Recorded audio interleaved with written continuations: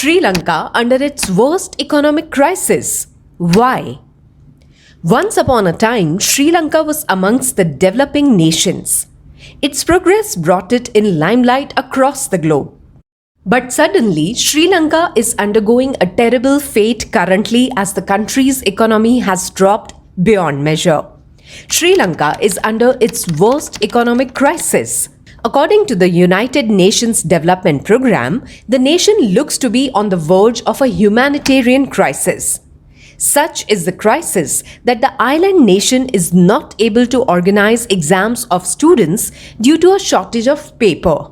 Let us find out the reason for its situation. Reason number 1. The pandemic effect. The island nation's huge dependence on tourism and foreign remittances was sapped by the COVID-19 pandemic that set the pretext for the current crisis. Tourism, which accounts for over 10% of the Sri Lankan GDP, was hurt after it lost visitors from 3 key countries: India, Russia, and the UK. Reason number 2, Agri sector crisis. The Rajapaksa's government decision to ban all chemical fertilizers last year to make agriculture 100% organic severely hit the country's farm production, especially in rice and sugar production, forcing the reversal of this decision. This hasty decision set back the government to more severe crisis than foreseen because the repealing was repulsive. Reason number 3, deep tax cut. Current crisis was accelerated by deep tax cuts promised by current President Gotabaya Rajapaksa during a 2019 election campaign that were enacted months before the COVID-19 pandemic. He reduced tax from 15% to 8%, which wiped out parts of Sri Lanka's economy. The tax cut bonanza introduced in 2019 did not yield expected results, rather resulted in revenue loss. Reason number 4, shortage of foreign reserves.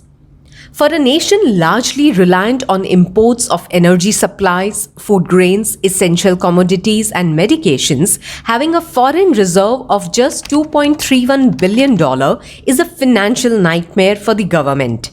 Rajapaksa recently said that Sri Lanka could face a trade deficit of $10 billion this year. Reason number 5, severe fall in FDI. The FDI in the country has drastically decreased under the rule of the incumbent President Gotabaya Rajapaksa. According to government data, FDI stood at $548 million in 2020 compared to $793 million and $1.6 billion in 2019 and 2018 respectively.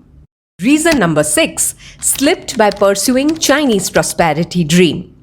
The Rajapaksa government should have shelved some of the China-funded infrastructure projects which were high on debt servicing and low on revenue earnings.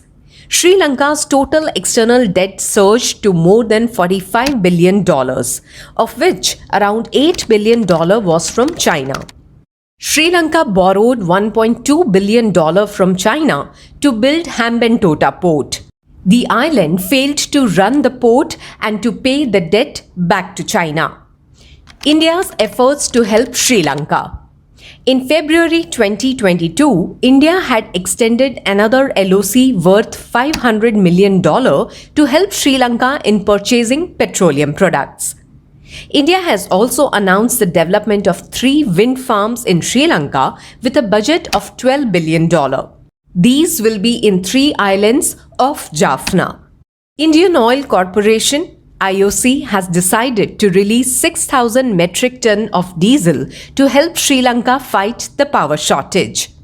So let's hope and pray that with the support of India and other countries of the world, Sri Lanka would recover soon. Thanks for watching my video.